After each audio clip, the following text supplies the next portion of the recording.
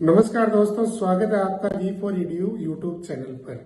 तो दोस्तों, आज हम बात करेंगे कि 189 साल पुराना कौन सा ऐसा मेडिकल कॉलेज है जिसका नाम पूरे दुनिया भर में है। अब नाम होने के कई कारण हो सकते हैं, तो हम अपनी तरफ से देखते हैं। तो सबसे पहले अपन देखते हैं कि रैंकिंग क्या है कॉलेज की, कैसा कॉलेज है, उसकी फीस क्या है। फीस भी एक मैटर करता है अपने लिए कि जो मिनिमम फीस होती है और अच्छा कॉलेज होता है उसमें छात्र जाने का प्रयास करता है नीट के माध्यम से।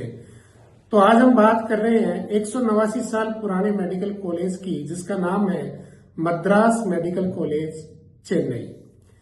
जी हाँ, इसका नाम है मद्रास मेडिकल कॉलेज चेन्नई, जिसकी स्थापना 1835 में हुई थी, यानी 189 year ago The institute was established। 189 साल पहले स्थापना हुई थी। इसके इतिहास की बात करूं तो अपन पीछे की तरफ चले तो सन 1647 में जब यहां ब्रिटिश इंडिया कंपनी का राज था इंडिया पर, उस समय यहां पर एक अस्पताल का निर्माण करवाया गया था अंग्रेजों के द्वारा। वो अस्पताल क्यों बनाया गया था? क्योंकि वहां पर उपचार होता था उनके घायल सैनिकों का। भाई ऐसी कोई जगह नहीं थी उस टाइम वहां पर कि उनका इलाज कैसे हो, तो उसके लिए अंग्रेजों ने ये अस्पताल का निर्माण उस समय 1647 ईस्वी में करवाया था। फिर हम चलते हैं 1996 में। तो उस समय इस कॉलेज का नाम बदलकर चेन्नई मेडिकल कॉलेज कर दिया गया। क्यों? क्योंकि मद्रास का नाम भी बदलकर 1996 में चेन्नई रख दिया गया था। लेकिन दुनिया भर में ये कॉलेज मद्रास मेडिकल कॉलेज के नाम से ही प्रसिद्ध था। चेन्नई मेडिकल कॉलेज करने के बावजूद इस कॉलेज को मद्रास मेडिकल कॉलेज ही बोला जाता था। इसलिए इसकी लोकप्रियता को देखते हुए इसका नाम चेन्नई मेडिकल कॉलेज से पुनः बदलकर क्या कर दिया? मद्रास मेडिकल कॉलेज रख दिया।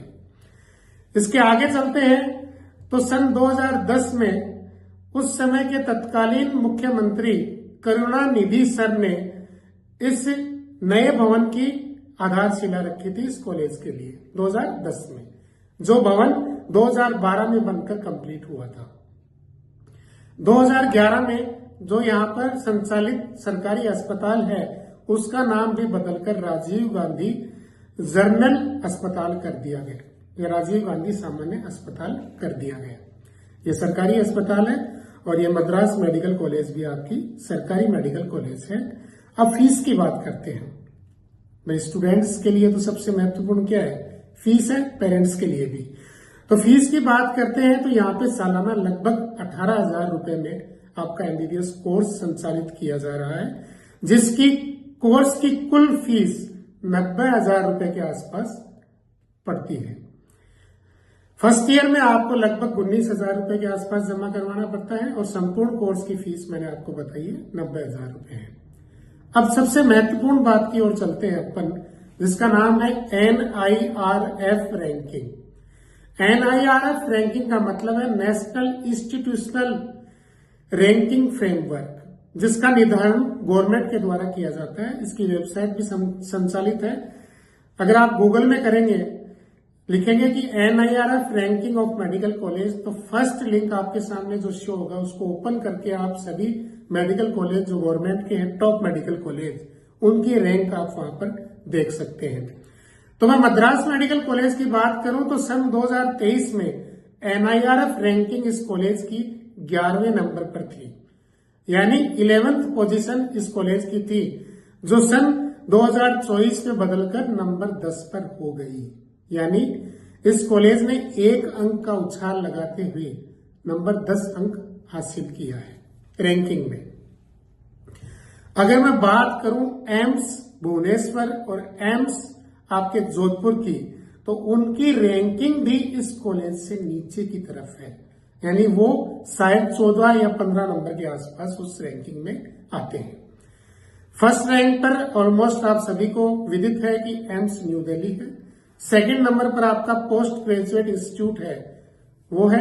इसके बाद में उस वेबसाइट पे जाके आप हर कॉलेज की रैंक देख सकते हैं, जो टॉप मोस्ट कॉलेज इंडिया में अवेलेबल हैं उनकी रैंक। तो अब रैंकिंग का निर्धारण किस प्रकार से होता है, आपके दिमाग में ये प्रश्न भी आया होगा। तो स्टूडेंट्स एंड पेरेंट्स और देखने वाले श्रोताओं, रैंकिंग का निर्धारण किसी भी कॉलेज की buildings, infrastructures, labs, library, equipments और वहां पे पढ़ाने वाली फैकल्टीज, एक्सपीरियंस, उनकी qualifications, number of students registered, इन सभी मापदंडों को लेकर उस कॉलेज की NIRF रैंकिंग जारी की जाती है। अब मैं इस कॉलेज की बात करूं, मद्रास मेडिकल कॉलेज की, तो यहां पर पंजीकृत छात्रों की संख्या, यानी सभी वर्षों में जो पंजीकृत छात्र हैं उनकी संख्या लगभग 1400 के आसपास है। 400 संकाय यहां पर संचालित हैं और फैकल्टी सोचिए एक बार कितनी कार्यरत हो सकती है। आप सोचेंगे 100, 200, 300, नहीं, यहां पे टोटल कर्मचारी या फैकल्टी की बात करूं तो वो 1247 कार्यरत हैं, जैसा कि NIRF 2024 की रिपोर्ट में मेंशन है। सैलरी की बात करूं तो लगभग 1090 करोड़ रुपए सालाना सैलरी यहां पर फैकल्टीज को दी जाती है। अगर मैं सेमिनार्स की बात करूं तो 21 करोड़ के आसपास सेमिनार्स पर खर्च किया जाता है। इंफ्रास्ट्रक्चर की बात करूं तो लगभग 400 करोड़ रुपए इंफ्रास्ट्रक्चर पर खर्च किए जाते हैं, जैसा कि NIRF रैंकिंग की PDF फाइल में मेंशन किया गया है। तो दोस्तों, इस प्रकार से मद्रास मेडिकल कॉलेज के बारे में आपने संपूर्ण जानकारी प्राप्त की। इसके साथ में मैं कट ऑफ की बात करूं तो यदि आपकी रैंक 2000 के अंदर है, यानी 2000 के अंदर है, तो आप इस मेडिकल कॉलेज में प्रवेश ले सकते हैं। इसके साथ साथ स्टूडेंट्स, मैं एक बात और कहना चाहूंगा, जब भी आप नीट काउंसलिंग का फॉर्म फिलअप करें तो इस वेबसाइट को जरूर रेफर करें। यानी जो रैंकिंग इन कॉलेज की दे रखी है उसी क्रम में, मेरे कहने का मतलब है आप उसी क्रम में अपने नीट काउंसलिंग का फॉर्म अप्लाई करने की कोशिश करें, क्योंकि ये रैंकिंग गवर्नमेंट के द्वारा जारी होती है। इसमें किसी प्रकार का कोई फर्जीवाड़ा नहीं होता है। यदि छोटी से छोटी चीज और बड़ी से बड़ी चीज उस कॉलेज में अवेलेबल है, उसी के आधार पर मूल्यांकन होता है। अवेलेबल नहीं है तो उसके स्थान पर 0 गिवन कर दिया जाता है। तो इसलिए जब भी आप काउंसलिंग का फॉर्म भरें तो इस रैंकिंग को जरूर कंसीडर करें। आशा करता हूं ये वीडियो आपके लिए कारगर रहेगा। इसी प्रकार के वीडियो और भी आते रहेंगे। अभी तक के लिए इतना ही। Thank you for watching this video.